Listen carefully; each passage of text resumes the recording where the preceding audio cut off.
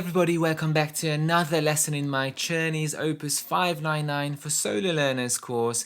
In this video we're going to learn number 33. Don't forget to subscribe if you haven't already done so, and if you like what you see, give this video a thumbs up.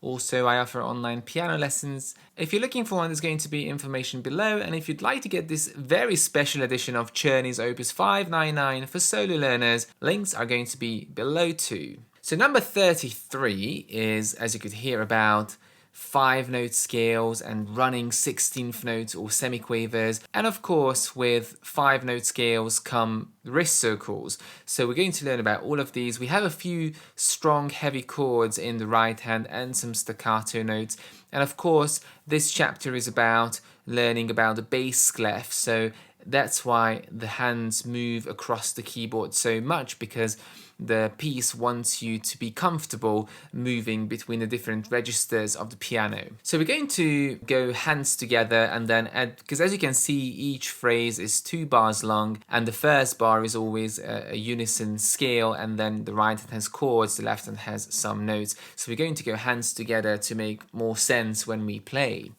The right hand is in a treble clef, left hand in the bass clef. We're in 4/4, so common time, 4 quarter note beats in every bar, and of course C major, so no sharps and no flats. So if we understand the first 2 bars, then the whole first section is going to be exactly the same technically, it's just different notes. So let's have a look at the first bar, where we have this 5-note scale going up and down twice. So right hand is in this C, middle C 5-finger position, 1 on the C, 5 on the G, and it's going to go finishing on a staccato. So 4 16th notes or semiquavers in one beat, and then we've got 4 of these groups, and it's going up and down and up and down. Now a few things that are really important here. The first thing obviously is to play it evenly, so no hesitations, no speed ups, no slow downs. I've heard things like this before, or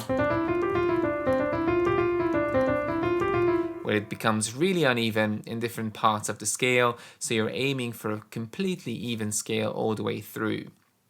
Now the hand is going to be in this rounded position, so rounded fingers sitting in this 5-finger position, and we're going to try to play with the fingertips, very clean articulation but legato, so connecting those notes, but we don't want it to be blurry or kind of not clean, to have sticky fingers where we hear multiple notes at the same time. You want to hear every single note very cleanly on its own, but in a legato connected way.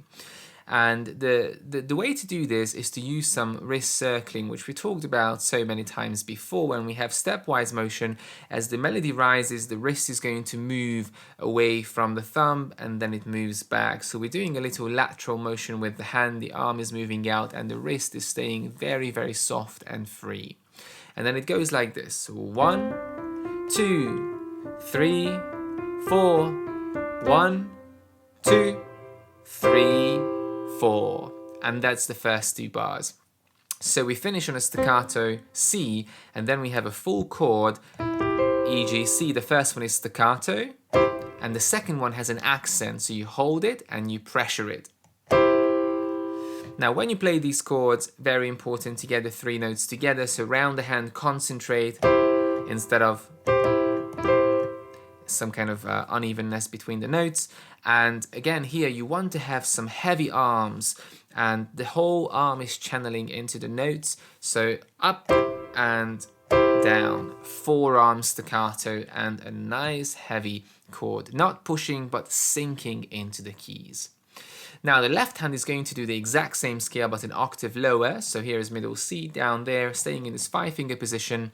Same technique applies, rounded hands, fingers, and playing with the fingertips. 1, 2, 3, 4, 1, 2, 3, 4.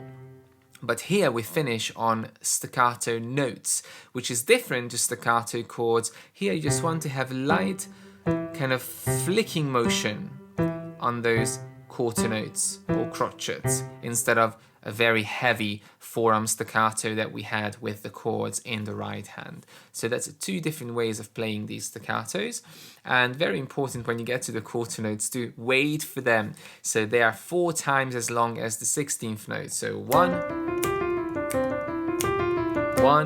2, 3, 4. So wait for those 4 beats, because many times those quarter notes and half notes can become eighth notes when you rush it through, like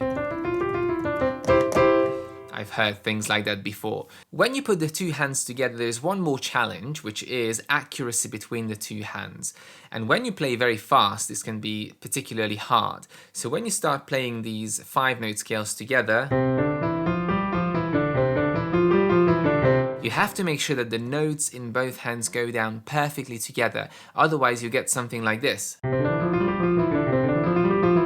where the two hands are completely out of sync, and that's not what you want in this exercise. So slow down and really concentrate on tapping into those notes exactly at the same time. Accuracy, and you have to do that slowly first, and then you can start increasing your speed. And as always, think in groups of 4s, so don't articulate every single note, just the first one in each group. So let's go hands together. 1, 2, 3, 4, 1, 2, 3, 4. Now the second line, bar 3, the hands move into a G position, so right hand moves to the G, left hand moves down to the G, and we do the exact same thing, a 5-note scale. And this time we have a G major chord, 1, and then the hands move away even further. Right hand goes up to the C, left hand to the second ledger line, low C. And the same 5-finger scale carries on. And now here we have an E, G, C chord, and the left hand is going to come up in an arpeggio, G, C. And the final part, I'm playing the hands separately first. We start on the C, 1, 2, now change to 5 on the G, 1, 3, 2, 1, 2, 4, 2. So a little bit difficult here with the fingerings because you need to cross over 2 times. It requires a little bit of practice. And the left hand has a few chords, a G, then a C major in second inversion, G, C, E, staccato, then G, D, F, a G7 chord, and finishing on C, E. And there we are, hands together.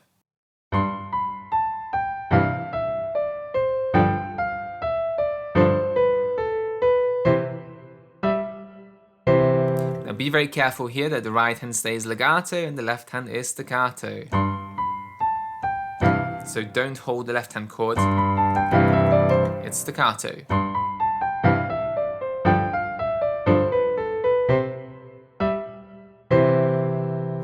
Let's move on to the second section.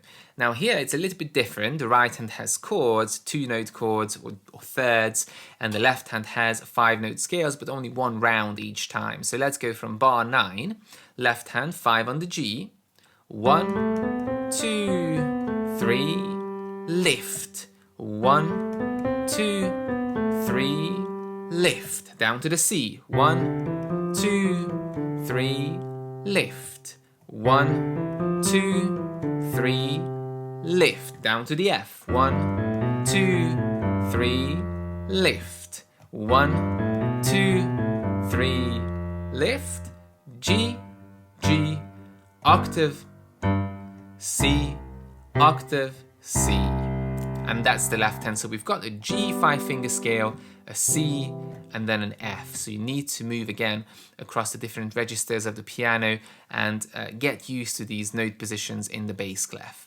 And the same applies to these 5-note scales, a little bit of wrist circling and nice clean legato. Right hand B and D, 1, 2, staccato, D, F, and connect to the GB and bounce. 1, 2, staccato, hold, and now connect, staccato, 1, 2, 3, 4, 1, 2, 3, 4, and a C major chord 1, 3, 5, a G7, F, G, B, D, 3, 4, and C major in first inversion E, G, C. Hands together.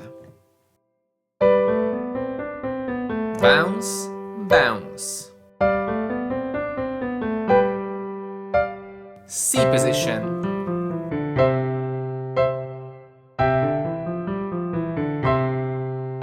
F position.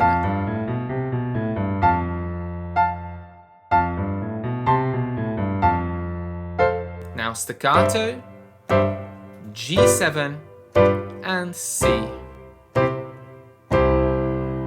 And there we are at the end. So quite a difficult exercise, quite long. But the good thing about this exercise, it can actually be used as a warm-up because it warms you up in a stepwise motion, so almost like a substitution for scales, and it also warms you up for chords, which require more energy and a different kind of motion. So once you memorized the exercise, feel free to use it as a warm-up for a few weeks or even months, and it's a really good way to kind of ease into playing because it moves the fingers, moves the arm, and kind of creates energy. It will take a little bit of time to go fast, especially if you're strict with yourself and you want to aim for accuracy and a very clean legato and accuracy between the hands. Don't let yourself play this in a very lazy way, just getting the notes right and just going through, because there's no point in doing that. You can learn the piece very easily because the notes are super easy, but playing it fast and accurately is not quite so easy. One final advice: if you struggle with the beats and the tempo, like switching from 16th notes to quarter notes, then use a metronome, set it to a very comfortable speed, and make sure that you stick with the metronome when you get to those quarter notes to hold them for the proper length. If you have any more questions about this piece, leave them in the comments,